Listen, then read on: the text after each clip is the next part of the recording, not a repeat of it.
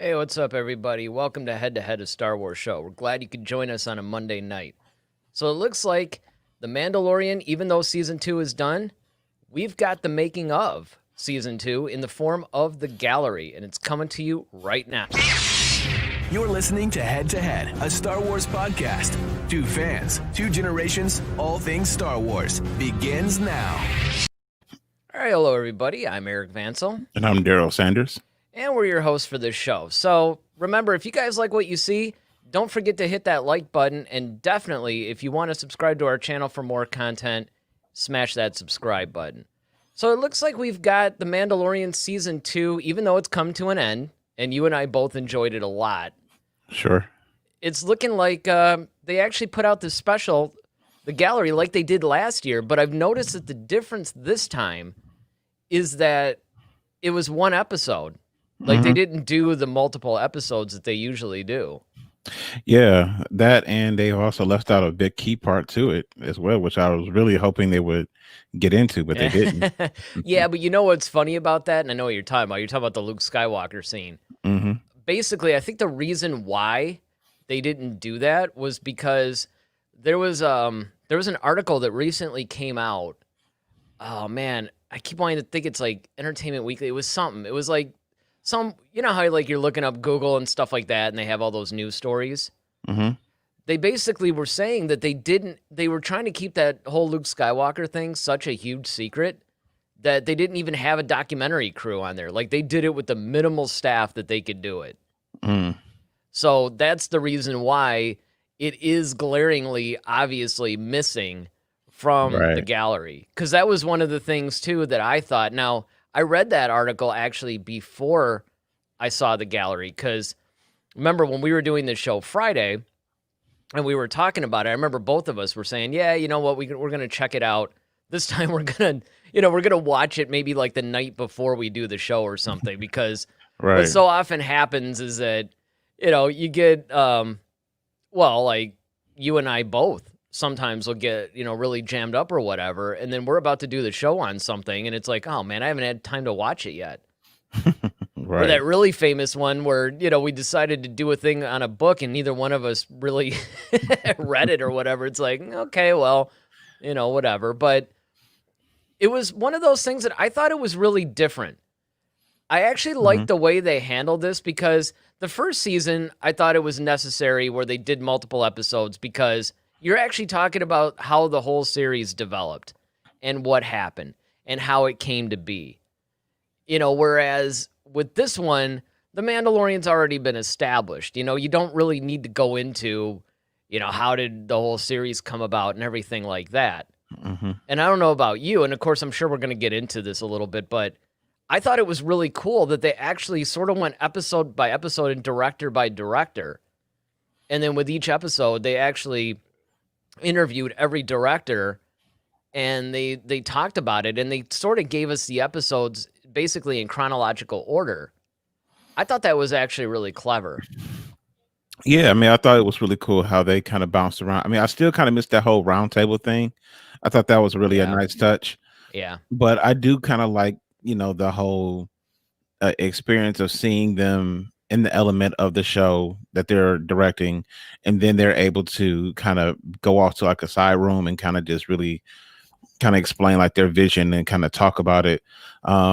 Every time I watch these things, I'm really super amazed at the crew and the amount of detail that goes into these shows. I mean, it's amazing because they really don't leave a thing to chance. Everything is very intentional. And from, graffiti on walls to, how that was kind of cool. Yeah. That was cool when they actually brought in and somebody was, drawing up the graffiti, and they're going on, well, in the lower wall, that would be where the Jawas would have their graffiti. And, it was kind of like, yeah, that kind of attention to detail. Because on one hand, I am surprised, but really on the other hand, I'm not, because I mean, and the deeper that you go into production and everything, you realize, like, man, because I mean, I know even doing the event production stuff that we do, and a lot of the stuff's pretty big, and just seeing all the people that go into it. But then thinking about, well, what would it take to actually pull this show off? Right. And this is not even a movie, but it almost looks like a movie crew. I mean, to that degree, you see what I'm saying? Like, so you do have an appreciation for these shows like The Mandalorian, Game of Thrones, just the landscape and the scope of the, of everything that you have to do, from how detailed Filoni is about, like, even just how they talked about how Boba Fett was like holding his gun, like, no, the action figure had it more like that. I was like, Yeah. who remember, so, or just remember that, was it Bib Fortuna, his staff, it's just like, okay, I definitely didn't have that toy. Maybe you did, I don't know. But now, you know what was weird? The Bib Fortuna toy, that was one that I think it was a while before they actually sold that one separately.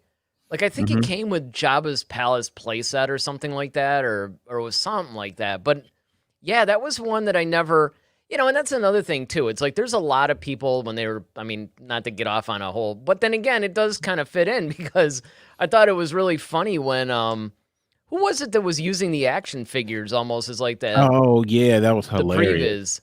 That was Where it was kind of that like, was wait, rich. man, are you doing Yeah. action? Was it Robert Rodriguez? Yeah, Nah, yeah, that was tongue him. twister. Yeah, Yeah, because Robert Rodriguez, yep. Filoni or Favreau were like, Like, "Are is you that using action? action figures to do this?" He's like, yeah, man, I didn't have. He was like, no, this makes this the almost awesome thing in the world. Yeah, exactly. And It's he's like like, the best previs ever, he's like, these are my people. Like, and I'm like, yeah, that's exactly how you would feel. Well, that was one of the things that I thought was really cool about this was the fact that it was almost like a club, a community. Yeah, It's very much like what we're trying to do with our own show. right. And then what I'm sure a lot of YouTube creators or any kind of social media content creators trying to do with a Star Wars based thing, and that is to to actually put forth this whole thing. I think that that's just a great idea where, Yeah, if you're going to try to show the producers or whatever, where you're going with something, it's like, yeah, use action figures to do it. I mean, and the fact that it's dressing up as kids to do the action. I mean, I thought that right. that was just like the funniest thing, but Yeah, hilarious. All by the pool, But he really kind of wanted just to get a sense and kind of be able to convey that to people. Like, this is kind of my thing. And I noticed that he's a new director. He wasn't in the first season. no, I noticed that too. And so, this goes back to once again how we brought up, if this is what Lucasfilm is doing. I think it's a stroke of genius and a brilliant and very brilliant move. Is you're kind of getting these directors who are, you're giving them a shot at taking on a Star Wars thing, and they're directing different Yes. episodes. And so then now it's like, okay, I'm guessing that once you've kind of shown that you can consistently, because it's not just the fact that you can, shoot a Star Wars thing, but you truly understand what goes into, you truly understand these characters, the lore, and you see how much, and I think they're all kind of learning from Filoni and Favreau, like, okay, this is how detailed this thing is. So Mhm. if you guys go off and do your own, let's say a movie or a spinoff thing, this is the expectation. Well, I mean, don't forget though, Robert Rodriguez it's not like he's a new guy. Well, I mean, he's not new to directing or anything. No, I'm not saying No, that. Once Upon a Time in Mexico, El Mariachi. No, I mean, that's what I'm saying. Like, he's a great director. I'm saying, like, But I was really to shocked Star that they Wars, though, picked is what I'm him. saying. Yeah, that's what I'm saying. And it explains a lot because actually I didn't realize that he directed that episode. Well, and it makes sense because it had that Once Upon a Time in Mexico vibe to it. Exactly. And that was the thing that I thought was really cool about it was it's like, okay, well and what really that shows me is that they're truly bringing in people to fit. It's like they write a story and they say, hey, who would be the best director for this? Mm-hmm. Who would be best? Whose style would be best to tell this story? And see, I can see him doing the Boba Fett series. Like, I can see him. Yeah, Because did they talk about who's doing the Boba Fett series? no, not yet. Yeah. I mean, But that's I what I'm saying. would I vote can for see. him. Well, yeah, that's what I'm saying. Like, I can see. That's what I'm saying. Like, I can see how they are. And Favreau said this early on the show, was that, like, he's in much to what you've always been saying, almost since the beginning of all this, is that they're bringing different genres even within the Mandalorian. So it's like, okay, you got a Western vibe on this particular episode, but this one has, like, the Ahsoka one was more definitely samurai. Like, that totally had like samurai vibes to it. And then you had another one that might do like a heist type thing. Then there's another one that's, kind of more of a political drama, or more of a political type thing. You might have another one that's a little bit more action heavy. Like, and one of the things I was really impressed by was that I didn't know the same lady who did the Frog Lady also did Quill. Yeah, I know. I didn't really pick that up either, but it makes perfect sense because she's phenomenal, man. They're kind of similar characters. I mean, they're not similar characters as far as like the personalities or whatever, but I mean, kind of like the suits and the costumes or whatever. It's kind of a similar vibe.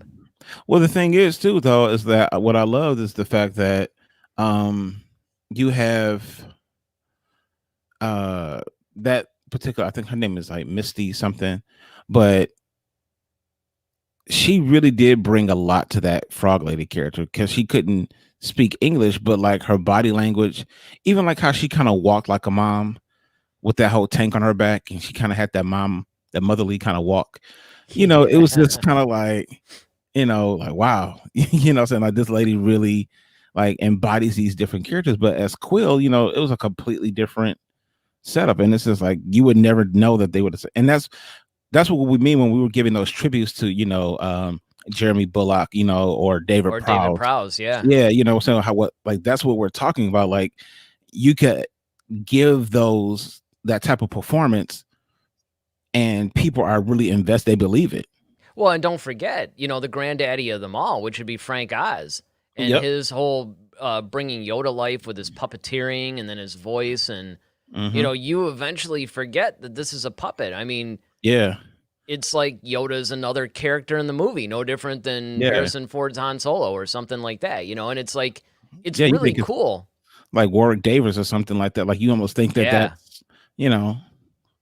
Yeah, it really does embody that. And I think that that's one of the important things that really, if you watch this, because one of the things that was interesting to me about this whole special was the fact that, number one, they didn't break it up. Now, it did say episode 1. I don't know if that's because of the way the format is on Disney Plus or whatever, because, it was like, like an hour and a half or something? I mean, right. I don't think there's going to be an episode 2. And that did come out more than a week ago, right? Yeah. Pretty much, yeah. Yeah, so I mean, I was thinking that maybe. Oh, by the way, Ronaldo's here. He says, "What's up?" Hey, man. Yeah, let me make it official. All right, there it is. He's back. Yep. I mean, look, man. If I don't see Ronaldo's avatar on one of our shows, it's like there's something missing. Right. You almost want to call the authorities, like, "Hey, man, Well, it's almost like if he doesn't show up within 5 minutes now, I just want to be like, all right, well, see you guys, next week or whatever. See, Ronaldo, you're just that important to us now. But yeah, it's one of those things that I think that you could get lost when you watch this whole special. Like you said, you could get lost in just the magnitude of the production and all the different things, because I really love the way that they did it. Like I said at the beginning of the show, they went almost episode by episode. Well, first they kind of did this broad overview, right, and they gave you, more or less like a montage, and then they included bits and pieces of interviews and behind the scenes footage and everything, kind of an overall arc to introduce everything. And then they basically went episode by episode, and they interviewed the directors of each episode and told the story about how that director got involved and what was involved in the actual making of that episode and some of the actors and everything like that. I mean, I thought it was really cool that they had Carl Weathers directing an episode this season. Yeah, that was really cool. And I mean, he had a lot of good points where he was like, you know what? I mean, I've been in a lot of action movies. He has a sense. He was a pro athlete at one point, so he kind of has a sense of, he knows what it's like to be hit, as he said. He knows, he understands the choreography and how to make it realistic. Sure. I really like the fact that Tamira Morrison was talking about his portrayal of Boba Fett and how he was really besides what they were giving him, he was like, look, I mean, I've been with this character for a while, and he wanted to give him, this is what Boba Fett would be like now. And I never really thought about this, but being in the Sarlacc pit for even a day would kind of scar you and traumatize you. And I'm not talking about just physically, I mean emotionally or mentally. Right. And he was talking about how he was trying to incorporate a little bit of that into his portrayal of how he's treating Boba Fett now. Even though technically, yes, I know he was actually Jango Fett. But, you know, I mean, Boba Fett's a clone, right? So Right. this is his, what's funny is this is the first time that he's actually played Boba Fett. Yeah. Well, the cool thing is even just how he, brought up that, the Mandalorian is like this gunslinger, but like Boba Fett has to be like brutal. Like he has to be just completely different guy. Like you have to look at their styles as completely different. And you definitely see that. Like Absolutely, Boba Fett, man, was like just I mean, that one scene, that gaffy stick thing, that part alone. And I love the fact too that he was talking about, you know, his gaffy stick has to be like thicker and, you know, bigger and everything. Because I mean, I did notice that, because at first when I saw the episode, I'm like, I think that's a gaffy stick, but that looks a little bit beefier, I guess, for lack of a better word, right? It looks a little bit beefier than the one the Sand People were using. Right. And that's why, because it was done by design. And I think that that's one of the things that makes this show, particularly this season, even last season, but I think more so this season, is everything is by design. Nothing is left to chance. Yeah, I mean, even to that point of there's two things that kind of really hit home about that, and that's even the character Tamir Morrison bringing his actual culture into doing the Haka man, dance. yes. So I was just like, you know what? I never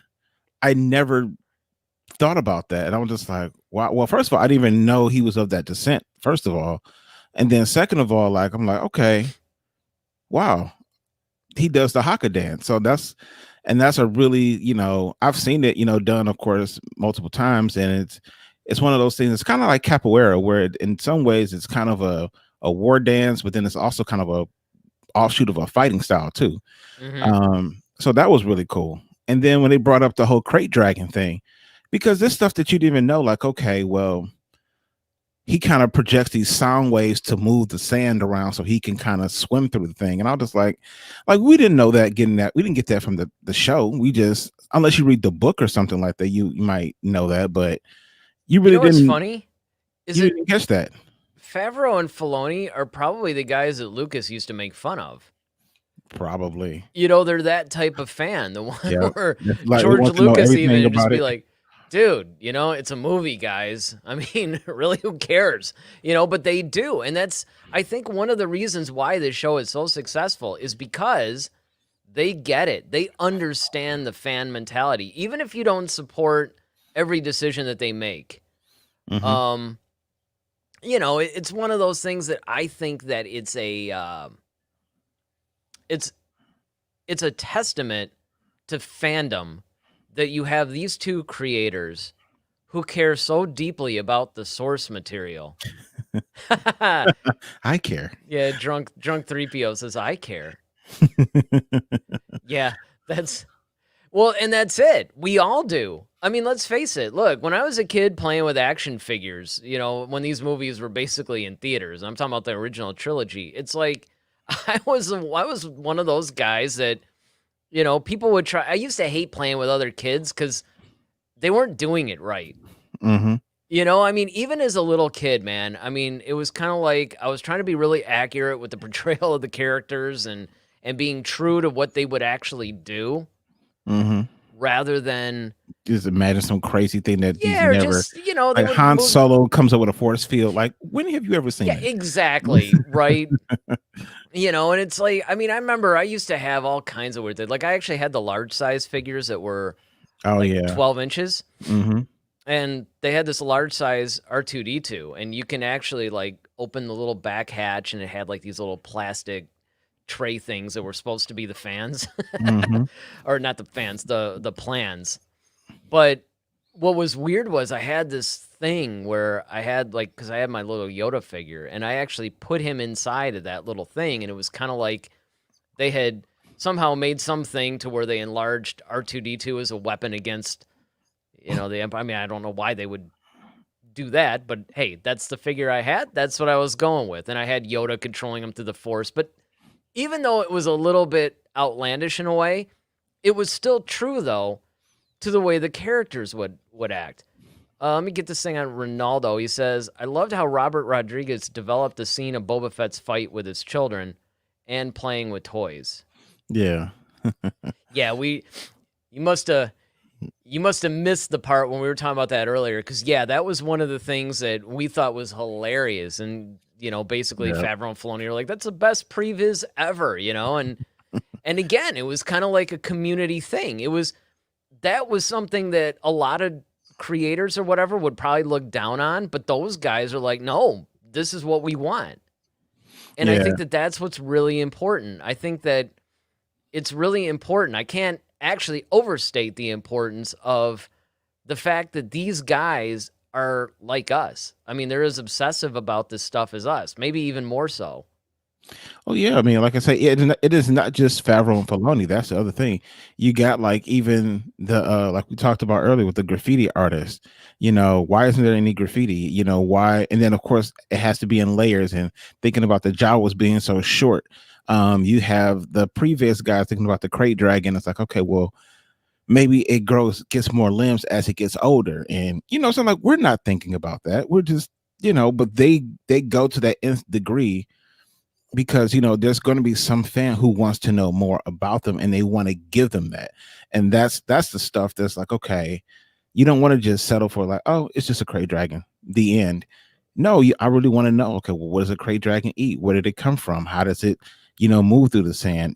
How is it doing all this stuff? Well, because you see it on the movies, now I want to explore that. So now I'm creating this whole world even within that world. Yeah, exactly. That's one of those things that I think is really commendable for those guys, is the fact that they're going even further. I mean, I'm sure, look, there's some fan out there that is thinking that stuff, but you're right. A lot of times, what I like about it is this. They could have just put the crate dragon in and fine. Yeah. Just kind of imagine, okay, we'll take the bones from the special edition or whatever, and then we'll try to create something based on that. But these guys are even going a step further, like you said, and going, nah, man, let's figure out, how does it move and how is it? Because remember, one of the things that I thought was cool was they kept changing the size of the thing. Like they originally had it to be like 150 feet or something, and they finally increased it to like 600 feet because it had to be believable. Like, I mean, it just had to be formidable, I guess. Ronaldo says that McClunky joke was funny. Yeah, I mean, and that's the thing that I really like about that too. Speaking about all that stuff, one of the things that really struck me about that special was that more so than any of the episodes in the original gallery from season 1, you really saw that community vibe among everybody that was there. It was like literally everybody was there to play Star Wars. Yeah. Everybody had this love. You know what it was like? It was kind of like the convention. Now, even though I've never been there, thank you, convention, for not giving us the press pass that we wanted. But, I mean, one of the things that you see is this just overwhelming warmth and love and sense of community, like I said, and everything like that. And everybody's there because they love Star Wars. Yeah, I mean, that was a really cool thing, just to see how they all took, and Carl Weathers said it best, they were a team, and how everybody just took pride in their part in that team. So whether it's from, creating, the Mon Calamari or the Corrin, or if you're creating like a lightsaber for Ahsoka, which I thought that was really cool. Yeah, that was that cool whole too. story on that. To fashioning, like, okay, making sure the dark saber, like the energy looks right and looks realistic, and I thought that little glow that they had was kind of like a computer generation thing, but that thing actually looks like that. And I was just like, that's just crazy to me, and the fact that it actually like emits light onto a subject and things like that. Like, I think that was just really, really, really cool. Well, the Um, Darksaber in particular, I thought that was cool because of the way that it looks in animation is so specific, mhm. and they got it.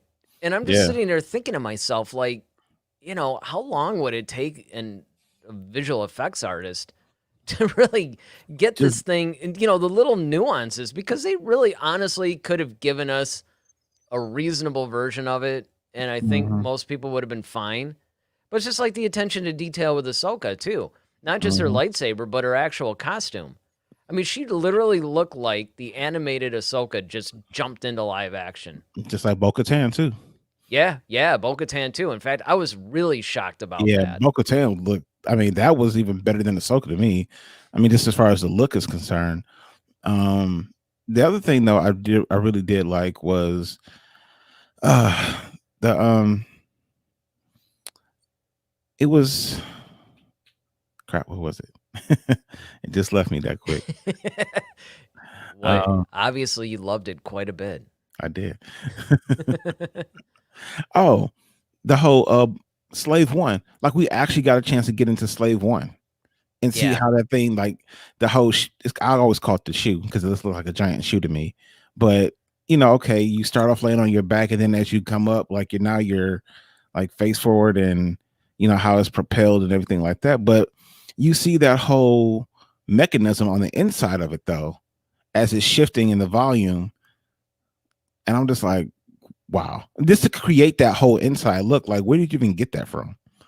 Well, I mean, and that's funny too that you bring that up, because actually, to me, and before they came out with the Slave One toy, which I didn't actually have, but in order to sort of fake it, I used an iron, Yeah, because it kind of looks like an looks like an iron. iron. Yeah, that's It's sort of definitely. like maybe a rounded one or something like that. But yeah, and it's. I mean, it was just kind of one of those things that, again, it's the attention to detail. Now, I want to get this thing because Ronaldo, again, I know you weren't there in the beginning. Yes, we were surprised that they didn't talk about Luke. But as I pointed out when we started the show, the reason why they didn't do that was because they were trying to keep that thing such a secret that they kept a very minimal crew while they were shooting that. And that included not having a documentary crew while that was happening. So they literally had no footage. That's the reason why you didn't see anything. And because they didn't have any footage, and this is where my surprise comes in, because I get why they didn't do that, but I was really wondering why nobody actually talked about it, though. But then again, the whole behind the scenes documentary. If you don't have the documentarians, the interviews don't exist. So I thought maybe after the fact they might, try to put something together really quick. But I get that. But it was a glaring omission. I will say that, because that really was the big moment of Mhm. the show. Let's Oh yeah, face it. definitely, definitely, and um, you know, I mean, it would have been cool just to see Mark Hamill once again, like back on the set or something like that, and just being back in that world again. I mean, of course, we just saw him in Rise of Skywalker, but it's different, because he's like the old Luke. Mm-hmm. Um, I really did enjoy seeing even George Lucas being on the set again. Taking that little baby picture. That little picture with Baby Yoda. Um, And then, you of know, the, course, they didn't. I mean, they kind of showed it, but there was a still where he was laughing with Rosario Dawson as Ahsoka. yeah. And I think that one of the things that's really cool about that, though, this leads into another article that I was reading this morning. And that is that they're saying there's an insider on the set that's saying that Lucas himself is going to be a lot more involved in season 3. Mm. Now, whether or not that means it's going to go as far as he directs an episode, which, I mean, he could, because if George Lucas is going to do anything as far as like directing or whatever, that would be the show to do it. I would Well, just really, rather, even TV, honestly. I would rather see him just write the show. I mean, write an Well, episode. obviously, but I'm just saying that if he's going to do something, you don't really want to give him a movie because too much damage can be done. Mm-hmm. Because we all know he's not really that great with directing. But again, I do point out to people, as much as we like to bag on George Lucas for being a terrible director, he did direct A New Hope. Mm-hmm. So it's like, he did do that. He also, if I'm not, no, he didn't direct. He just produced Red Tails, I think. Um, man, I'm trying to think. There was something else that he did though that was Oh, interesting. the Uh, THX movie. well, yeah, that was weird though. Ronaldo says, "I think the guy who played Bib Fortuna deserves a round of applause." Yeah, I mean, fun fact. I don't know if you're aware of this or not, but it's the same guy that played him in the Phantom Menace, Mm-hmm. and I think that it was a really nice touch that they made him kind of get a little bit fatter. Yeah, and there was a whole reason for that too. Yeah, Once again, like there's it's nothing is left to not a chance with these chance. guys. There's Yeah, a reason for it. and I like that. Ronaldo goes on to say, I can't imagine how many hours he had to sit down to put on the makeup, and you could see that he enjoyed being there. Yeah, this is another common theme among everybody that's asked to come back to the Star Wars universe is that they want to come back. Maybe not so much Harrison Ford, but a lot of these guys are really happy to be there. And I think a lot of it has to do with the fact is that The Mandalorian is just such a well-written show. And it's so cool. I mean, they were talking about, I think it was actually in this whole gallery special or whatever that what was it that was I think it might have been, yeah, I think it was Katie Sackhoff where they were saying like, Dave Filoni was basically going like, yeah, you'll probably be asked to be in live action eventually, and just, it just kind of seemed Yeah. like, Yeah, whatever. nah, but sure enough, and she's like, and here I am, and now I'm wearing the Mandalorian armor, and it was just kind of a special, unique moment. Yeah, definitely. I just what else was really the style of directing. How listening to especially like Gina Serrano, talking about like Rick from Weah, how he used to like so laid back and he allows them to kind of just like, oh, you want to take that? All right, sure, take a shot at it. Just the directing styles of the different I know that'd be almost great. It's cool. And we're gonna do whatever you guys feel like and action. Because there is a fine line, which he seems to have hit it. But there is a very fine line between controlling and directing your scene, but yet, easing the reins a little bit and letting your actors take. Because look, when an actor takes on a role, generally speaking, they get very invested in it. And they start to, if you don't provide them a backstory, and this is not just in Star Wars, this is across the board, basically they'll write their own backstories just so they can get in the head of the character. And this is especially true. A number of the Star Wars actors have done that. I think Tamir Morrison actually did that with Django. And then, there was a few others that, it escapes me. Oh, Giancarlo Esposito did with Gideon, I believe. So you get a lot of these guys that get like super invested in their characters. Well, that's because they start to develop this knowledge of the character, and it's wise to listen to your actors because sometimes they'll give you an insight because they're the ones that are playing the character. They're the ones that are bringing that character to life. Yeah, I mean, like even with but also you can see on the flip side, like where you saw Favreau directing John Leguizamo and just having him do like Don Corleone thing, like you don't have to sound like him, but like the movement of him. And so he's okay. Exactly. Then he's like, let me try something, and then it works. So you got like a little of both. He allowed John to kind of adapt to what he wanted, but it was still John's thing where he was comfortable with it.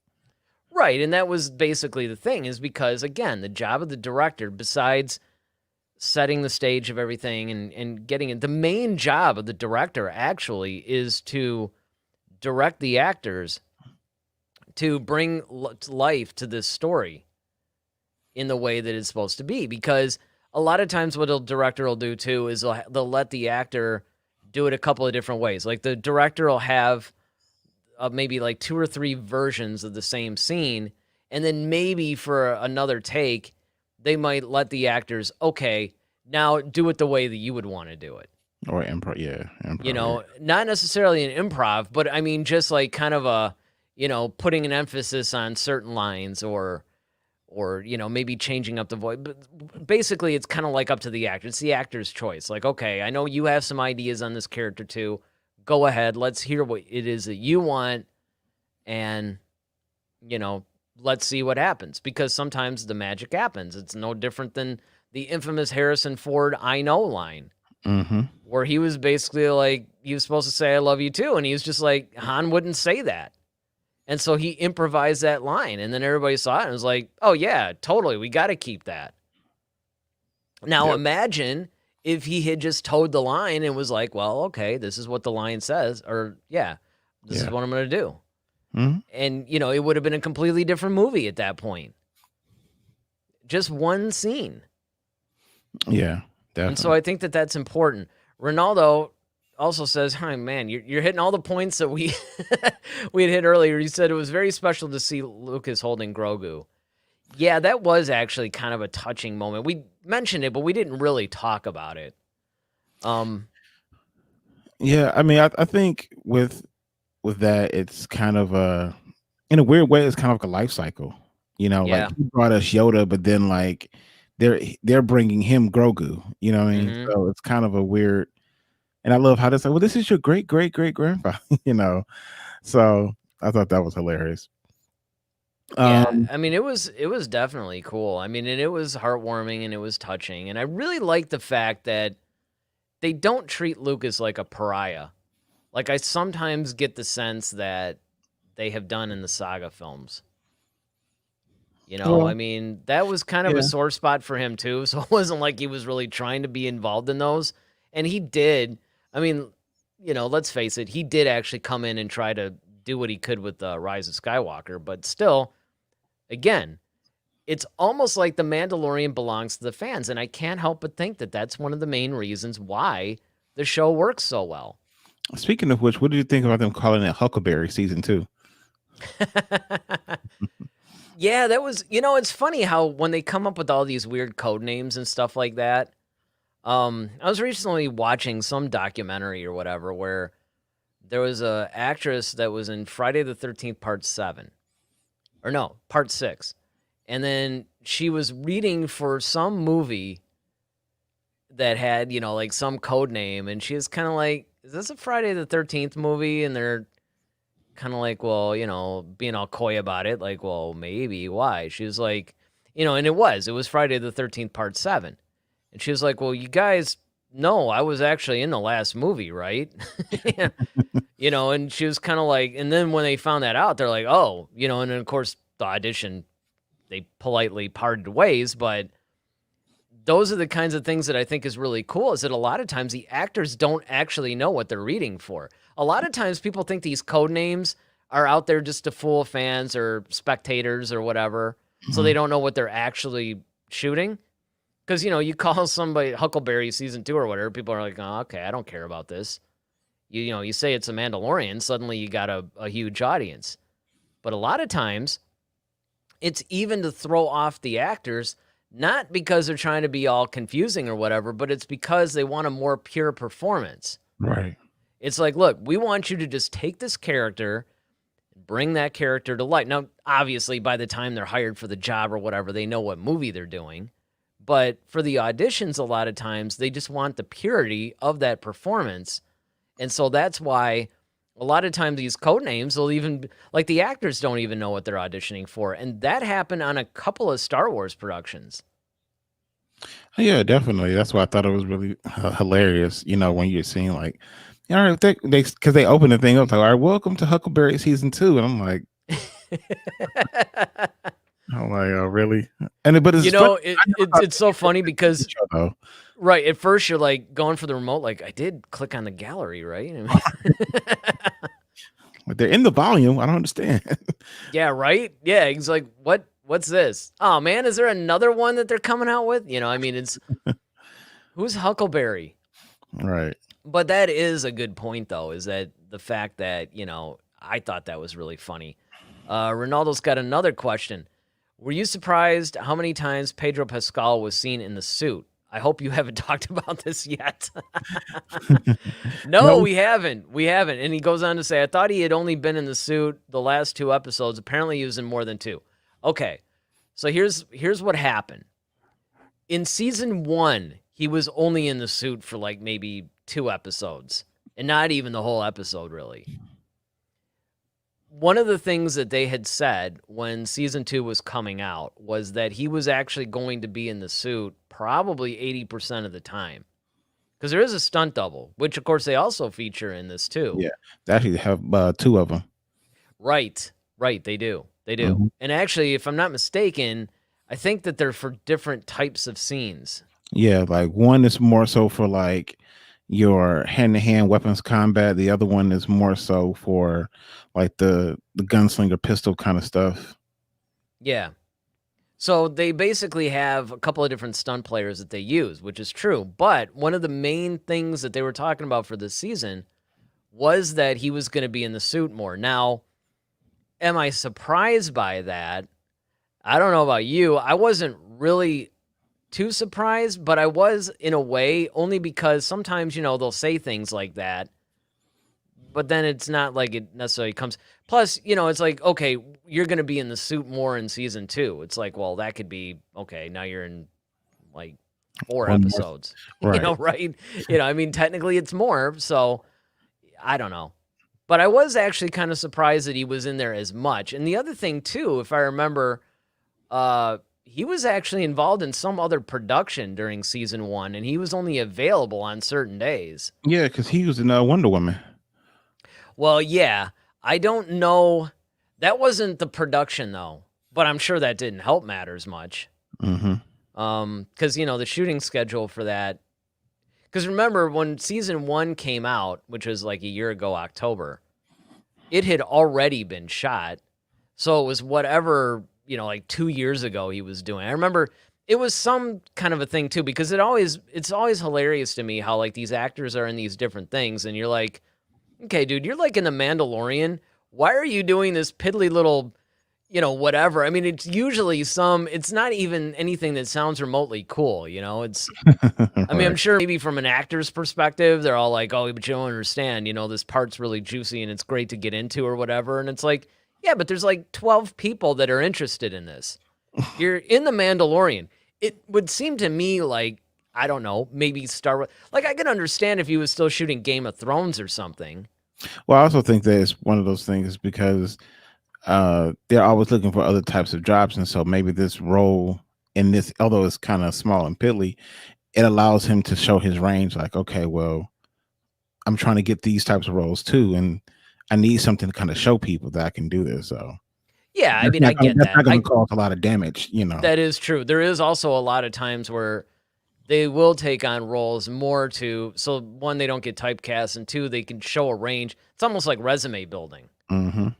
And it shows that they do have like this wide variety of different characters that they can play. And that does make sense. And of course, I don't fault them for that, but, I mean, how could I? I mean, it's one of those things where it's like, look, man, I mean, I get why actors will do that. It just seems like the timing, that you're going to be doing. And it could have very well been, too, that he was just like, look, man, I really want this, but I can only be on the set for, like a week or something, or periodically. Because I remember that was one of the big things that led to him not being in the suit that much. Because I remember that was like a big deal for a while. I mean, everybody was like, okay, they basically promote this guy as playing this role. And, he's like in the suit like 2 times or something during the whole season. I know, right? Is Pedro Pascal really the Mandalorian at that point then?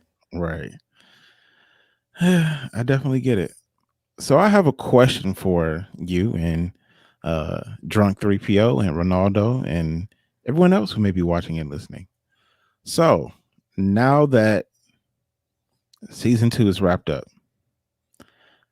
of course, outside of the finale, which was your favorite episode and why? No, that's a tough one. I'd have to say offhand. Was it episode 5 where Boba Fett really kind of fully returned? When he got his armor, he was like kicking butt. Yeah, I think that was 5. No. 6, I think. Was it? I think 5 was Ahsoka. You're right. 5 was Ahsoka. I'd probably have to go with the Ahsoka episode in thinking about it. Mostly because I'm trying to think of the episodes that basically had the greatest. I mean, of course, there's two schools of thoughts on this, right? There's the one where, what's your actual favorite episode? Like, which one just hit you the best? Right.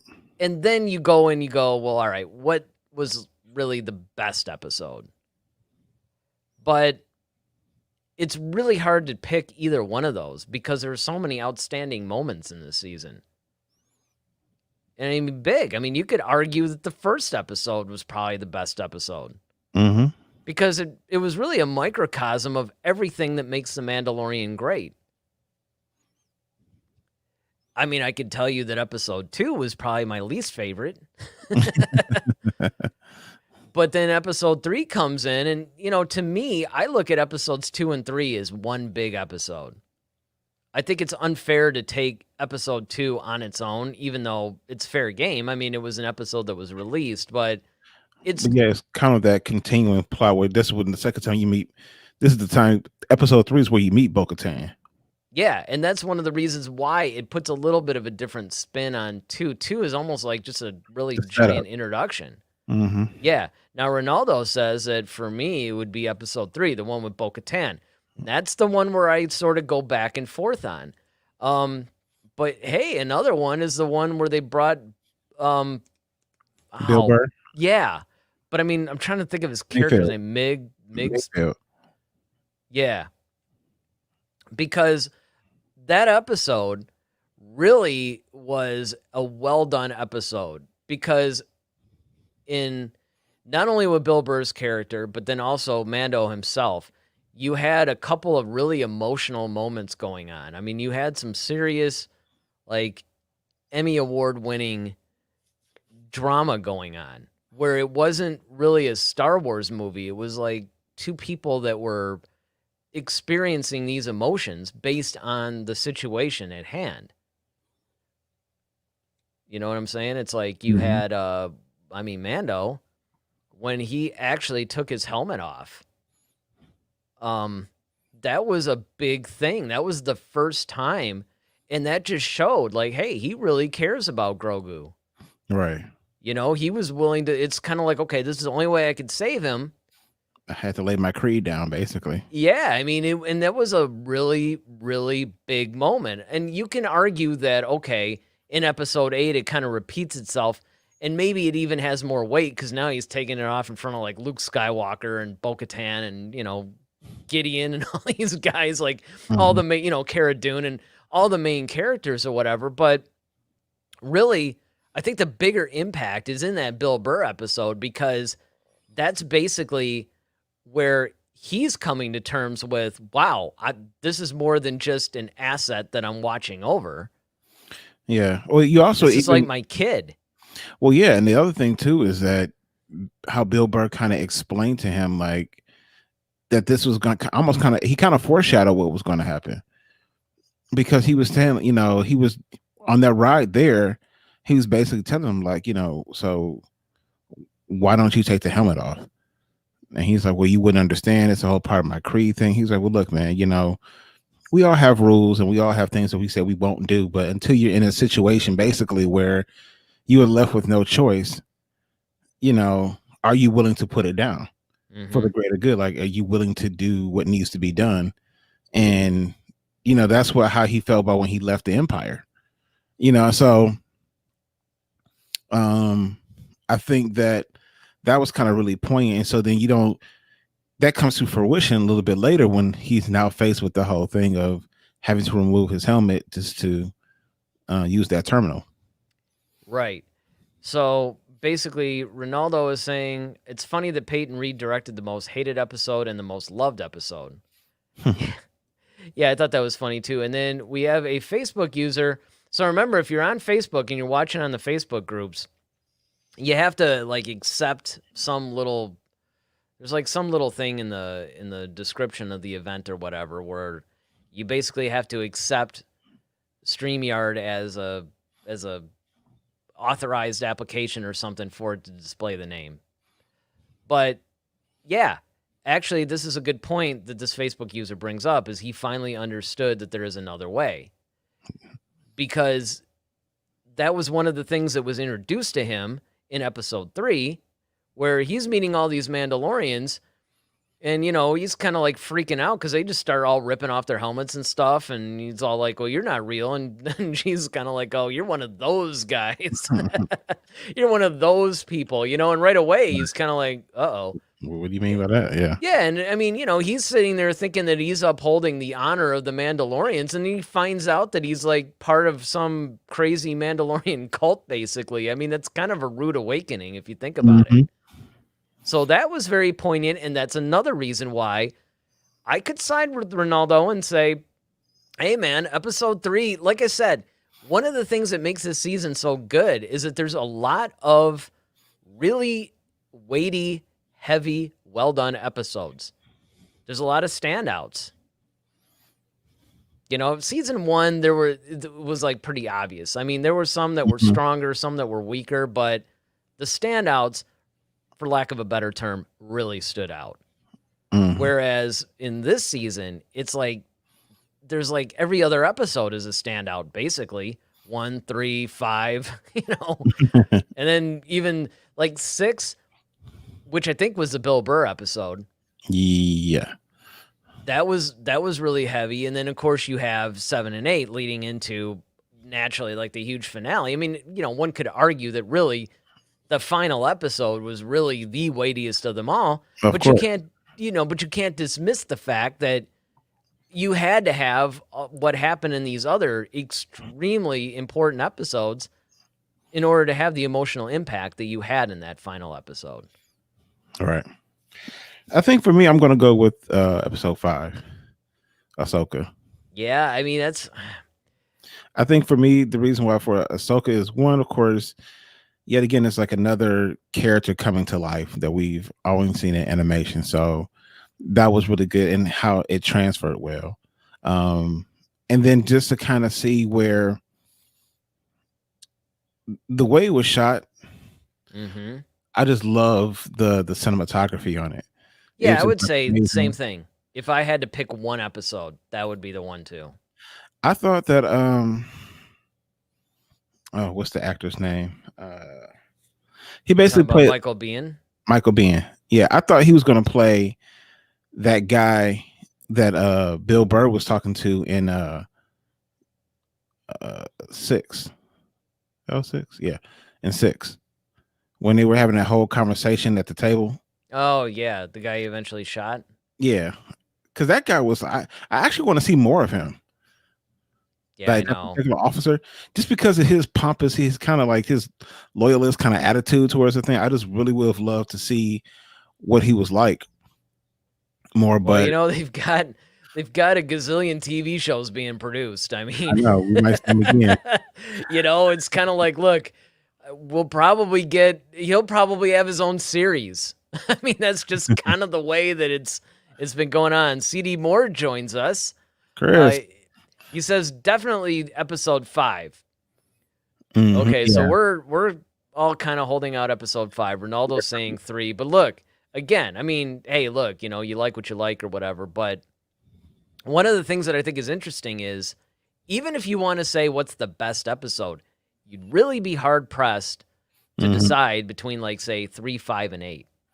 Yeah, I mean, of course, 8. Of course, the last one being like the. Well, that's the most explosive, but it was really well done too, though. Yeah, I mean, just the whole exchange of everything was really good. Just them coming up with the plan, the whole, okay, like I thought they were actually going to be able to get out of there without dealing with the Dark Troopers like that. I thought that was a clever way. And then when they popped back up, I was like, well, dang, how are they going to defeat these guys? And then.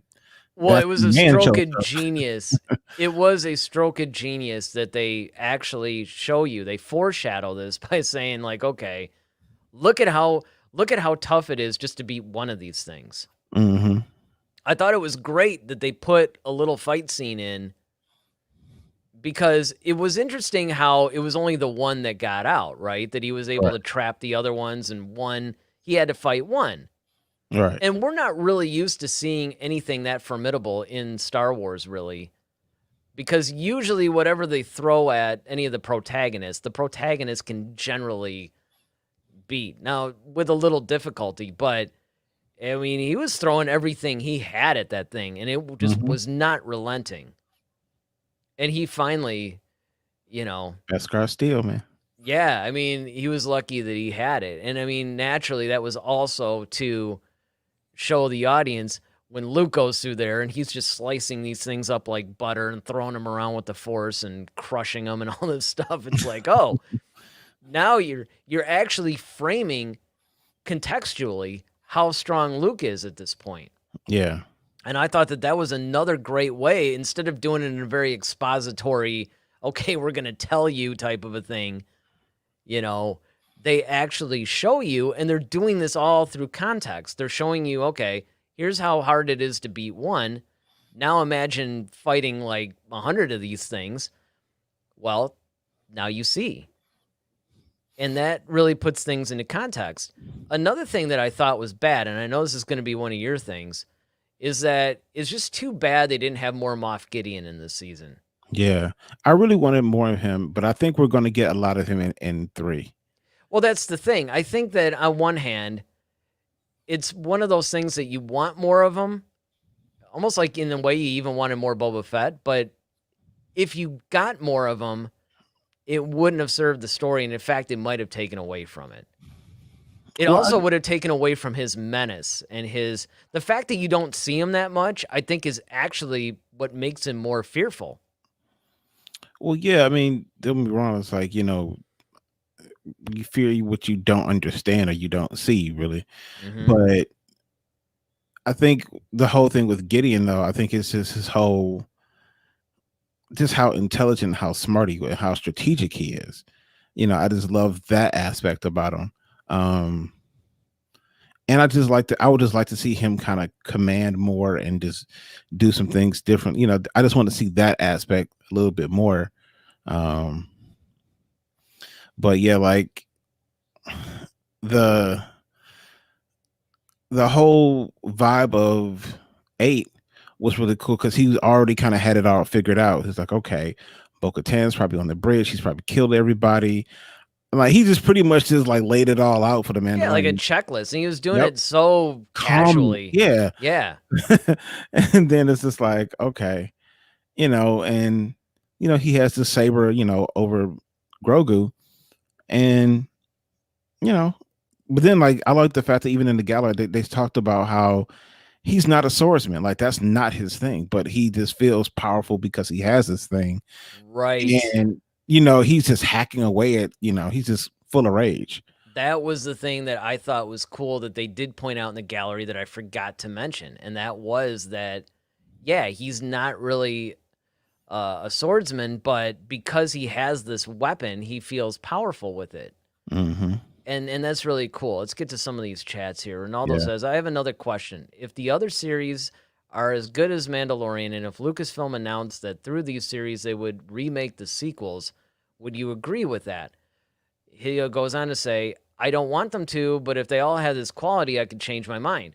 This goes back to something that we had actually talked about this past Friday. Because what we had basically said was like, look, I think that what's happening here is they're going to softly reboot the sequels. You're not going to get a new 7, 8, and 9. But what's going to happen is, while they might not do anything that disrupts the canon of 7, 8, and 9 too much, it's almost like you won't care about it. Because what'll happen is they'll frame enough things around it through all these series and probably through some of the movies too, that it's going to end up, in a way, changing the way that you look at 7, 8, and 9 maybe. So I don't really think that they would do it. If they did do it, though, it would have to be some years later. They can't just, like, next year do it. But, I mean, it's like I said. I mean, if they keep putting out all these different series and they're all really good, and then they put out movies that maybe they don't call it 7, 8, 9, but in essence it becomes, I mean, I don't know. They would be trapped. And here's what we also said Friday was the fact that you really can't, because the one thing that 7, 8, and 9 have is the original cast, including when Carrie Fisher was still alive. And you could do the reboot in recasting them with age appropriate actors according to the story. Like, let's say they decided to adapt some of the Timothy Zahn Thrawn trilogy. Got this right. I didn't say it was like Thrawn that wrote it this time. If you did that, what you could do is, because 7, 8, and 9, according to Timothy Zahn, when he wrote that back in 1991 and following, is that he basically had it to where this is like maybe a few years after Return of the Jedi. I mean, it was kind of like butted right up against it. So if you did do a 7, 8, and 9 that was maybe a little bit closer to Return of the Jedi, or even The Mandalorian, like let's say it's 10 years after Return of the Jedi, but it's like 4 years after The Mandalorian, okay, now you can cast a Sebastian Stan and Alden Ehrenreich and whoever they wanted to get Leia. And I think that people would accept that because you're essentially retelling the story. Now, of course, a lot of fans are going to rightfully give them crap about it. You know, you guys should have planned all this and did everything, in the first place, and then you wouldn't be in this situation. But yeah, you dealt with here's a card you dealt. Yeah. CD Moore says, I marked out when Luke showed up, and called it when they started flying back to the ship. The missus was like, "Who was that?" And I almost force choked her. Good job, Chris. Absolutely. Then Ronaldo. Yep. I think Gideon will appear more in the Rangers of the New Republic. Yeah, me too. And I hope so. Well, that's another thing that I hadn't really thought of either, is the fact that Gideon, like some of these other characters, we always talk about The Mandalorian, or we talk about, okay, characters are appearing in The Mandalorian, and the purpose of them appearing in The Mandalorian is to basically jump off to their own spin-off series. But what we really don't talk about too much, other than maybe like Boba Fett or something, and Cara Dune, is that people like Gideon. People like Grief Karga. Mm-hmm. A lot of these characters could actually show up in a lot of these series that actually take place during the time of this time period, I guess. Right. Which is like roughly 5, 6, 7 now years. Because again, it's going to be interesting to see like how long it was between season 1 and season 2, between season 2 and 3. Mm-hmm. Once you do that, now you're getting a little bit further away from when Return of the Jedi was. But we know that it starts about 6 years after. So anything that happens in there, as long as those characters are legitimately around, you could do that. You could have Gideon appear in any of those things. Yep. Chris also says Gideon has an ace up his sleeve. Definitely. He always kind of has that, he has that I play chess, not checkers vibe. Yes. Yes. In that way, he's similar to Thrawn. Yeah. Chris also says, no doubt. Intertwined stories will make the canon more welcoming. Yeah. I agree with that, because that, again, if they do it that way, now it's going to be more like the novels. Now it's going to be more like even the old expanded universe. Finally, you would actually have live action, whether it's movies or television, would act a little bit more like your novels or even your comics or things like that, where you have all these intertwined storylines and intertwined characters. And a lot of times people say, well, you know what? That wouldn't necessarily work on TV or movies. And, I say, no, that's not true at all. And people are finding that out. I think it's the Marvel universe that taught us all that. And of course, C.D. Moore also says the Mandoverse. And I think that that's really what you're getting in a way, because Mandalorian is definitely the flagship show. It's essentially the platform upon which all these other series are launched. Maybe not something like the Acolyte or Visions or something like that, but certainly Ahsoka, Rangers of the New Republic. It's really hard to say. Yeah. I don't see any of these characters popping up in, say, Andor or Obi-Wan. Orlando, but Orlando. Well, but then again, with Lando, do we even know what time period that takes place? we don't. We don't know if they're going to cover if that's going to be more of the earlier days of Lando, like maybe what's going on between episode 4 and 5, where you get Donald Glover to play that, or is it post Return of the Jedi? We don't know. Or is it going to be one of those things where they sort of combine it? So Billy D. Williams, old Lando's in bed with like two chicks or whatever. Like, yeah, let me tell you about the time that and it like flashes back to some, younger adventure or something. I mean, that could be too. Or maybe it does what the Last Shot novel did, although it did this with both Han and Lando. But Right, where it bounces around. yeah, it kind of bounces around. Like maybe you get some present day Lando stuff and then maybe some past Lando stuff and they somehow tie that together. Because first of all, I just find it really interesting that they're making a series based on him. That's Yeah. like one of those things that you want to see, but you never think you're going to see. Yeah. Ronaldo's asks a good one. He says, "Now I have another question. Of all the directors we have seen in both seasons, which one would you choose to direct a movie, with the exception of Taika Waititi, of course?" I would like Rick Famuyiwa to direct a Dr. Afra movie. I could see that. I could see that. And CD Moore says, "I would love to see Gideon cross paths with Obi-Wan."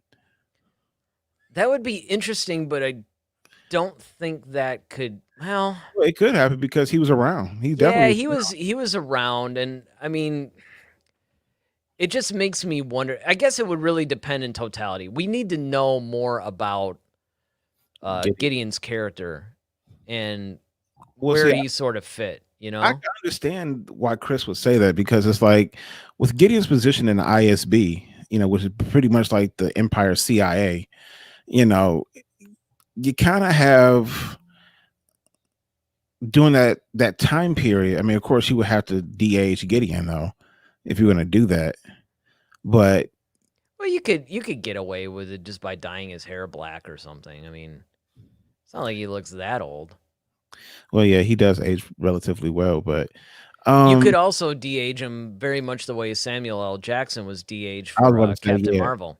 Yeah, I was going to say something like that, but I can understand because like Obi-Wan is still out there and he's still a threat, and so I could see Gideon being kind of dispatched to kind of find him or figure out like especially if he's helping the rebellion do some stuff. If he's going on these other little missions and causing some havoc, that could raise flags for the ISB, and I could see Gideon kind of have, and that may be where he's kind of starting to understand this whole Force thing. That may be where he gets the idea for later on what we see in Mandalorian for, yeah, if nothing else, they got to explain, whether they do it in the Mandalorian or otherwise, they got to explain how he ended up with the Darksaber.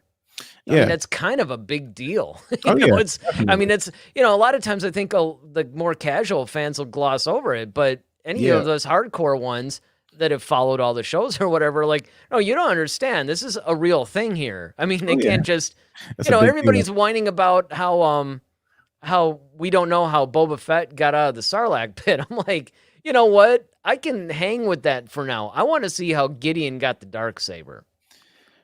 Yeah. To answer before you go on, to answer Ronaldo's original question, Robert Rodriguez doing the Boba Fett movie, or even series, like not just the mini series, but like if you had a full length series, or if you did have a movie. At this point, I'm almost going to reverse my original thing and say you might be able to do a Boba Fett movie now because there's been enough character development with him. Oh yeah, definitely. Especially if you tie it in with Bo-Katan and all that stuff. Which director would I want to see? From this season. I mean, I could even throw Bryce Dallas Howard out there doing something.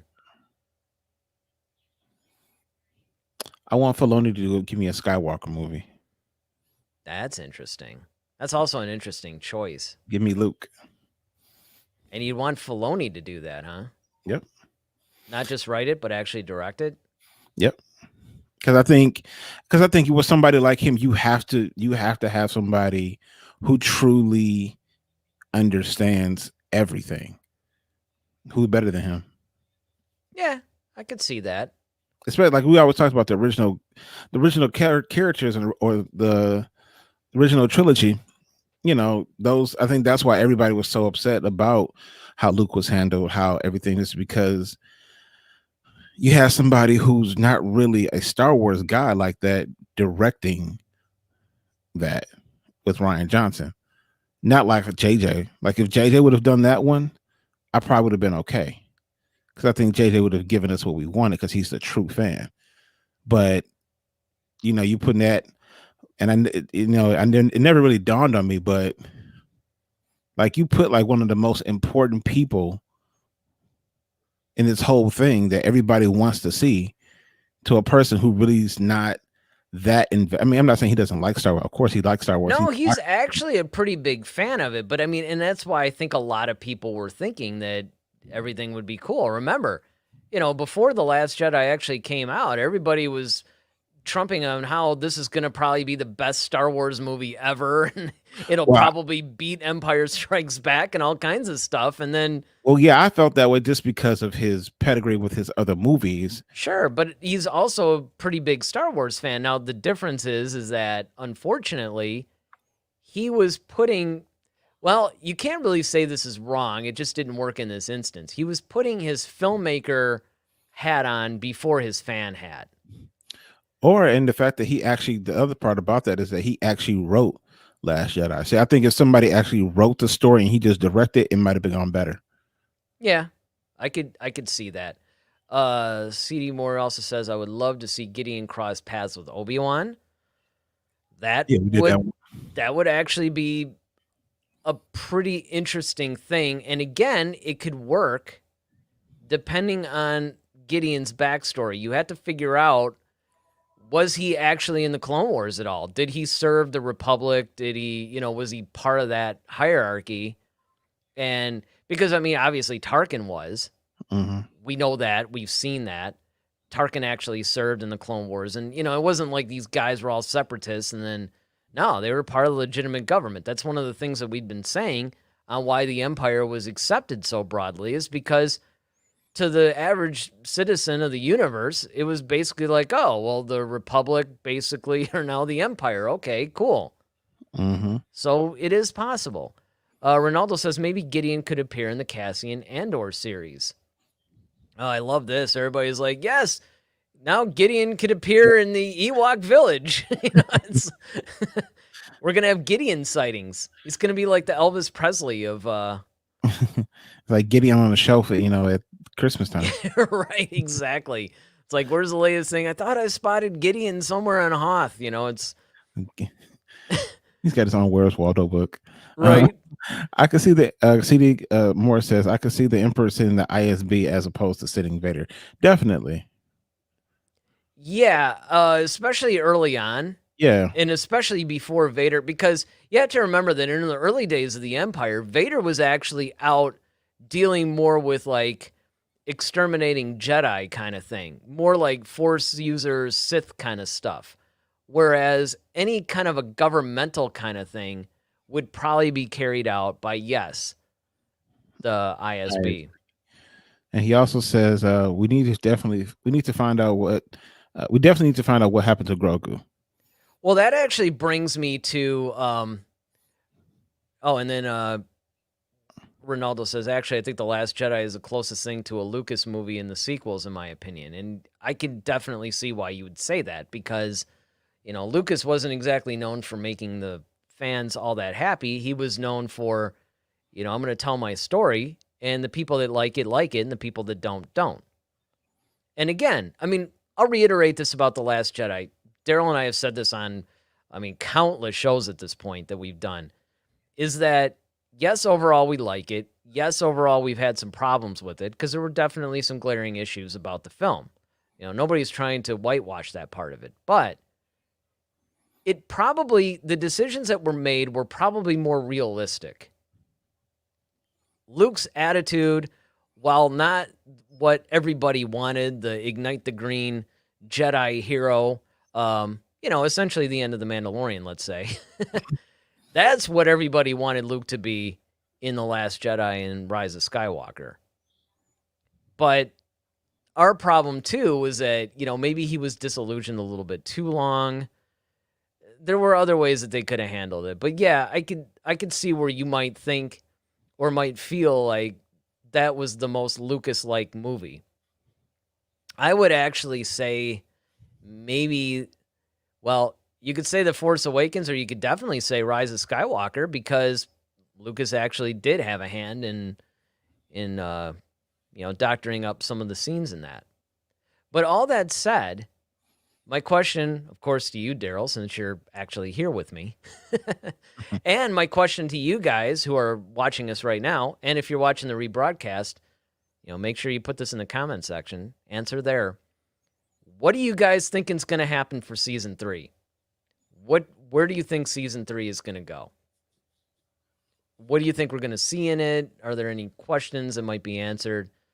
Like CD basically says, we need to find out what happens to Grogu. I would argue that that's probably something they should address. I don't think they're really going to focus on Grogu. I don't either. I'm just saying they should.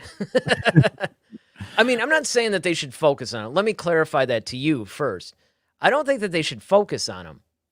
I just think that we should have some sort of an idea of what's happening. I actually love the fact that it seems like they're going to give him a break this season, because the danger is that it almost becomes the quote-unquote Baby Yoda show. Right. And this show can stand on its own. It doesn't need the cuteness of Grogu to do it. And by the way, I also happen to think that Grogu is a legitimately cool character. It's not that he's just adorable. He is, but he's, I'm focused on his character development as well. Well, see, I think what we're going to see with season 3, we're going to find out more about Gideon, the ISB, the whole New Republic, because Cara Dune's got to turn him over, so I can see that whole thing setting up the whole Rangers of the New Republic, aspect. I can see they're definitely going to address, okay, who gets to keep the Darksaber? Bo-Katan, Mando. Of course, I think they're going to have some sort of duel, unless there's some loophole that they can kind of get out of. But I think that's going to cause some tension. And then I don't think we're going to deal with Grogu. I think we already know what's going on with him right now. He's with Luke. He's training. I mean, you don't really need any more from that aspect as of right now. Now, if they do the Luke Skywalker series, though, however, depending on what the timeline is, meaning if it picks up directly after Return of the Jedi, or if it takes place a little bit after season 2 of Mandalorian, then definitely you would need to see what happens to Grogu, because that's his time period. Yes. So I think we're going to see more of Grief Karga, and then I think we're just going to get introduced to some different characters. Ahsoka may show her face again, as far as she might want to question Gideon about Thrawn. I can see that happening. See, and I'm glad you brought this up, because the fact that Thrawn was mentioned, which if you really look at the way the rest of the season went, it's setting something up. Oh, sure. Right? Because there was no reason to drop that name story-wise from what we got in season 2. But the question becomes, is this setting up the main storyline of the Ahsoka series, or is it setting up the plot of season 3 of this show? Well, I think it's probably going to set up both, honestly. So you're playing it kind of safe. Well, I just think that that's kind of like a good move, because I think no different than like if we want to see the continuation of Grogu, like I said, if they decide to pick up Luke's story after Mandalorian season 2, then of course now you're going to get the continuation of Grogu, because you got to know what happens to him, because he was just there. So I think what will happen, what will make the most sense is, all right, Gideon's captured. He needs help. Okay, who's going to save his butt? Thrawn. I can see Thrawn coming back to kind of help get Gideon out of this hot water. And then after that, and the thing is, Gideon probably has information that Thrawn could use. So it's kind of, I can see a quid pro quo type situation. So now that Thrawn is here, that draws Ahsoka in, and then now we don't see them again until her series launches. That could be. I mean, the only thing that's really confusing to me is that the first two seasons. I'll get there, guys. The first two seasons pretty much were focusing on two things. The idea that Gideon wanted, almost called him Baby Yoda again, Grogu's blood. Mm-hmm. And we know why. I mean, it's basically for Palpatine to enact his plan. But that was a big focus, right? The other, of course, was just to get us to know the Mandalorian. He's going on we're basically learning about Din through the adventures that he's having, the challenges that he has to face, all that stuff. The thing that's interesting to me about season 3, the way it looks like it's being set up, is you're basically taking a huge plot. One could actually argue the primary plot point: protect the child from these guys that are trying to get his blood to use for some nefarious purpose. Mm-hmm. So they're basically, this is like the whole point of season 1 and 2. Now, one of the things that I had theorized, even like a year ago, but definitely one of the things that we brought up during the reviews, which, by the way, if you guys want to check out our reviews of each of the episodes, I'll probably drop a link in the comments or something. But essentially, I thought that maybe what they were doing was they were going to use season 2. They were going to tie up the Grogu storyline, and then they're going to introduce a new storyline. So the thing is, what we have to figure out is, was this being set up with that Ahsoka line? In other words, they're doing a little bit of foreshadowing, because we've seen that this is something that's a common theme in this show. They always seem to foreshadow things. In the last season, when we had what we saw, which I'm glad they brought this up in the gallery, was Boba Fett's boots next to Fen Shannock that we saw. That was a big speculation thing for a long time among fans, and I think that was like episode 5 or something.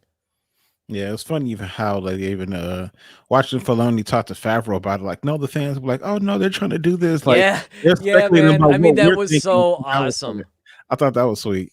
That was great. I mean, I thought that was the coolest thing in the world, because they basically were saying exactly what the fans, us included. I mean, that was a big thing for us. That's exactly what we were debating. Well, is it Boba Fett? No, but it was. And so these guys are really good at foreshadowing things.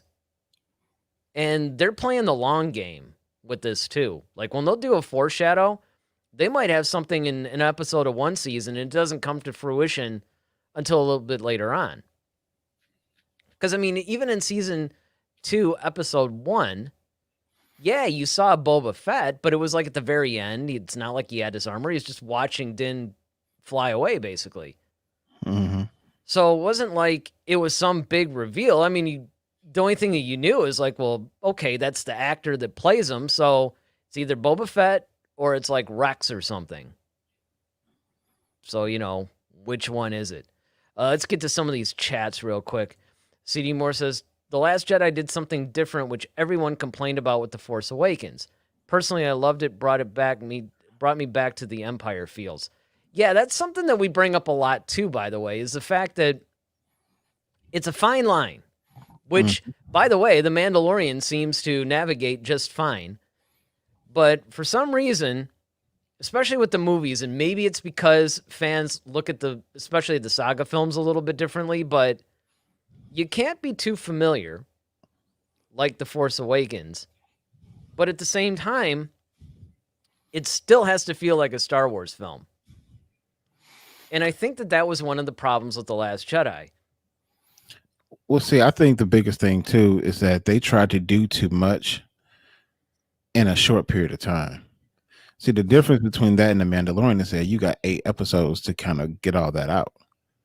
So essentially, you got an 8-hour movie as opposed to a 2.5-hour movie. So you can have like if the Last Jedi took place on a series or was a series or something like that, and you showed like okay how you know disenfranchised Luke Skywalker was, he was depressed about losing Kylo and everything like that. You can show that over a period of time, and then you see how quickly he can kind of turn back, and then he can still have time to eventually be that hero at the very end of it all. I mean, he Right. still was in The Last Jedi, but see, it happened to, it was like, okay, he spent 85% of the movie irritated. And then it was like, okay, then the last couple of minutes is like, okay, you know what? Change my mind. All right, I'm gonna force project myself across it. I mean, and that was cool, but it's like we wanted to see more of the we Luke that didn't we want want. to see right. We didn't want to see Luke be Yoda yet. That was the problem. Is that Luke was a little bit too much like the old wizened Jedi Master or Grandmaster. Well, People still wanted to see heroic Luke. well, yeah, and I think you can still do that. I think it's just that you got to show because Yoda was still wise and like. Well, yeah, but my point is that it's I just know like what you're saying, but you know what I mean. It's more like yeah, he's kind of like this. I just want a mentor now, not go out on missions. Basically, right. I'm the Lynda.com of Jedi right now.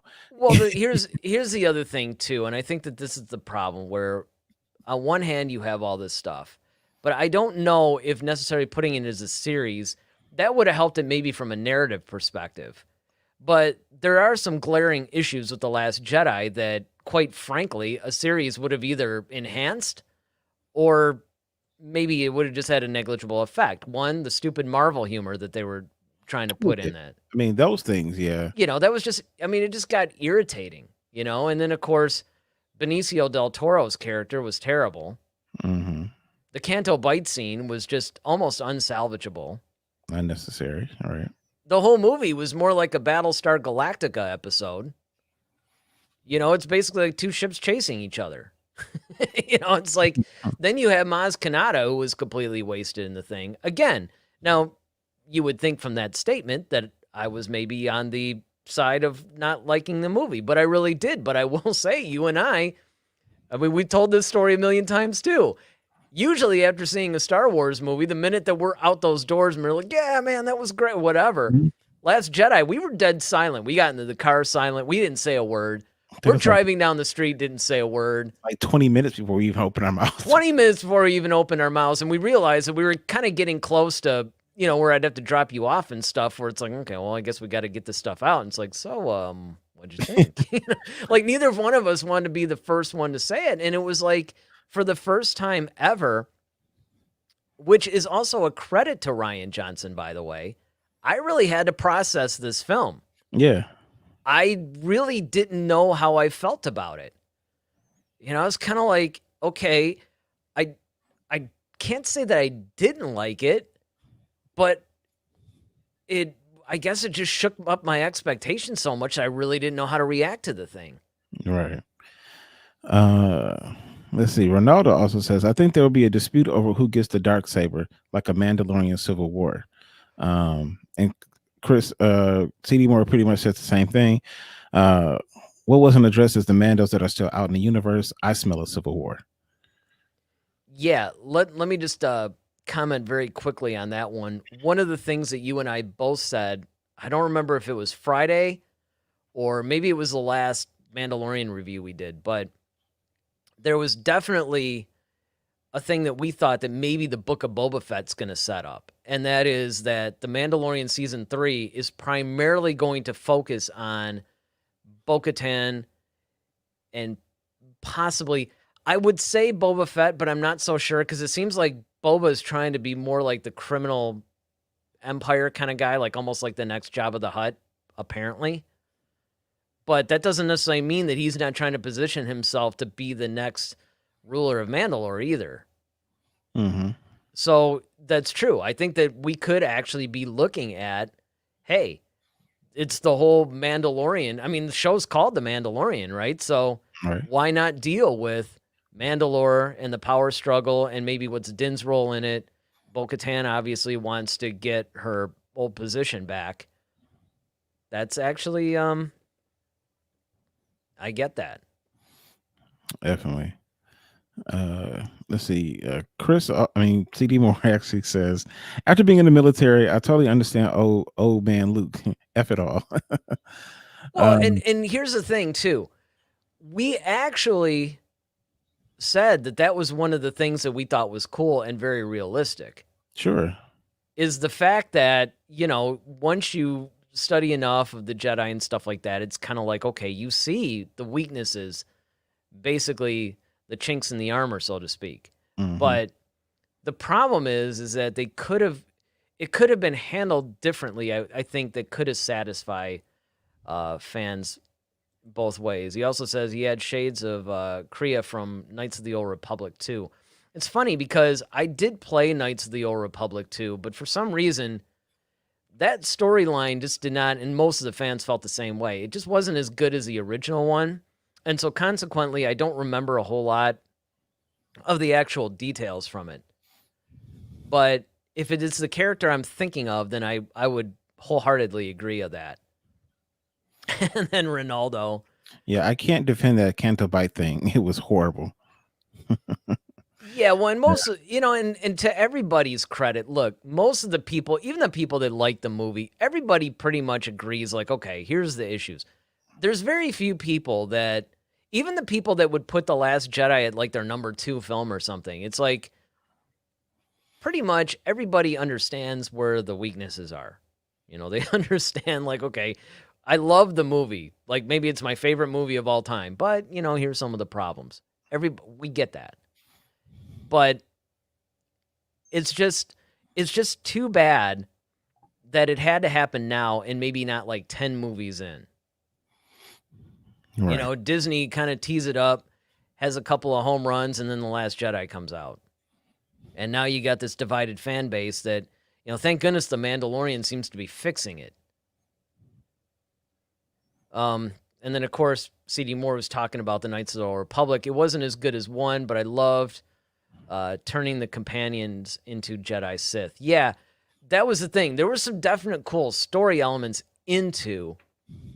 It's just that, I don't know, it was like even the playability, it was like something about it. One, and I think it comes from the standpoint of this. If it wasn't following the first one, I think people, myself included, might have actually looked more favorably upon it, but it's like the first one is arguably one of the best RPG games out ever.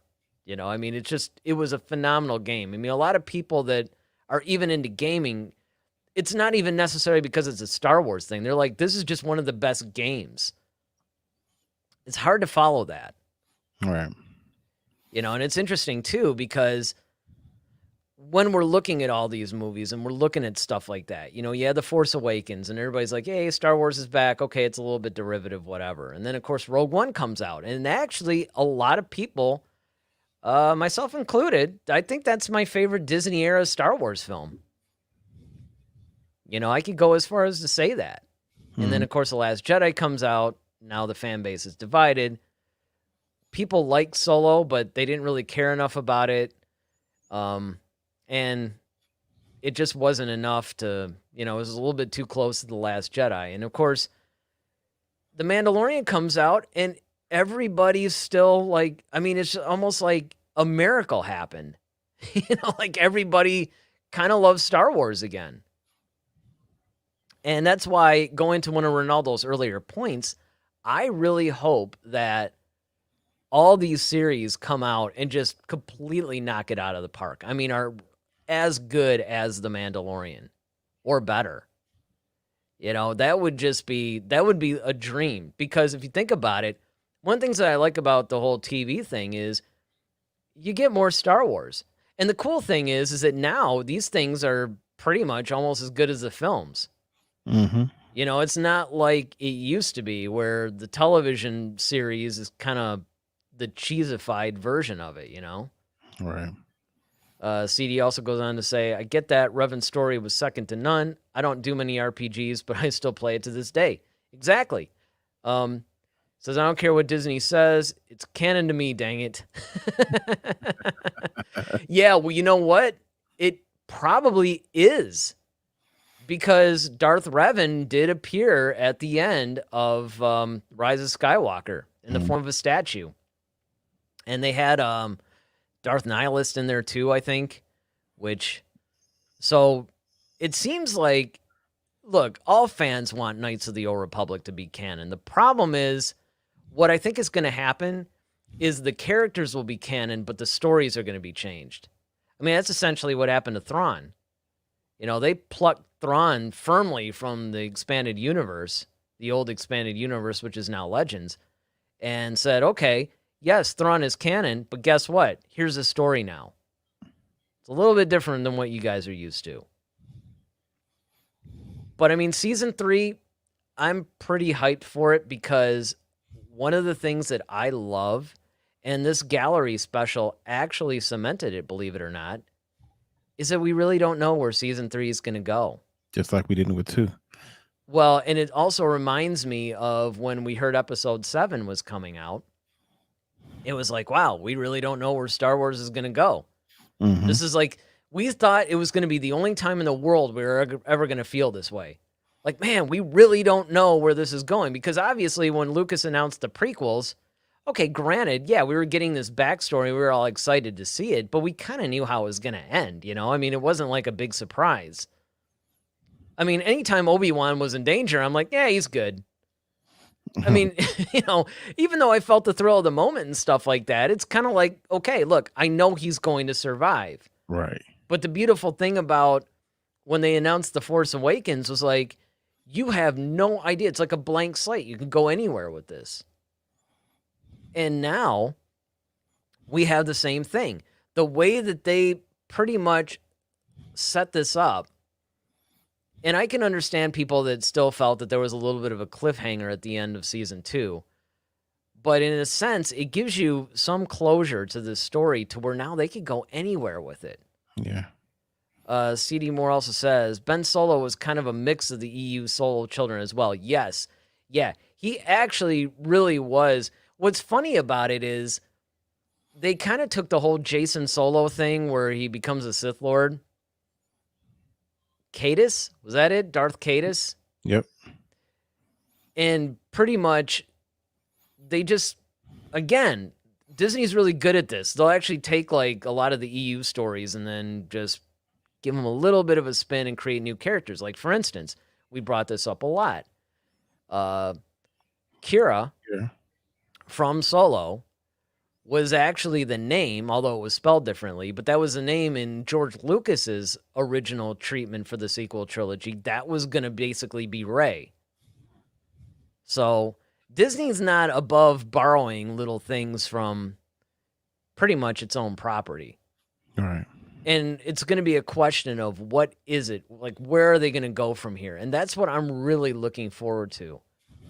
And I can honestly say that the future looks pretty bright for The Mandalorian. You and I had said that the season finale is going to be very important. Mm-hmm. Because it's, you know, they can mess it up. Because if they messed it up, it would actually hinder a little bit about where we think it could go from here. But I mean, it was so satisfying. And it's like, man, why can't these guys, you know, like Kathleen Kennedy and our favorite guy now, Pablo Hidalgo, even though, I mean, like I said, I mean, you know, he has answered a couple of my tweets as well. I mean, a little snarky as usual, but he's answered them. But the thing is, why can't those guys understand that this is how you make a Star Wars thing, whether it's a movie or a TV show or whatever? You know, you give Star Wars in the hands of the fans, and people will come.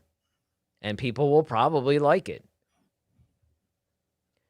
But all right, I think that's going to do it for our show today. I hope you guys enjoyed our review of basically the behind the scenes. I don't know of any other YouTubers or social media content creators or anything like that that are actually reviewing the behind the scenes special of The Mandalorian. We may be the only ones. I don't know. I could be wrong, but we might be the only ones. So, I mean, I'm hoping that you guys enjoyed that. Look, we're basically live at 8 o'clock every Monday and Friday. Mondays are a little bit more of our informal, we just kind of like talk about whatever we want to talk about type of thing. And then, of course, we have our main show on Friday. So, if you guys like what you see, hit that like button, like this video. And then, of course, hit the subscribe button so you guys can see all the shows that we do. And then, of course, while you're at it, you might as well hit the notification bell too. So that way you'll be informed on when we come up with other content. Other than that, I think that's going to do it. We will see you guys Friday at 8 o'clock. I'm Eric Vansel. And I'm Daryl Sanders. May the Force be with you. Always. Head to Head, a Star Wars podcast. Be sure to follow us on Twitter at HeadToHeadSW. Submit your questions for our next show. Visit our official website at headtoheadswpodcast.com. Until next time, may the Force be with you, always.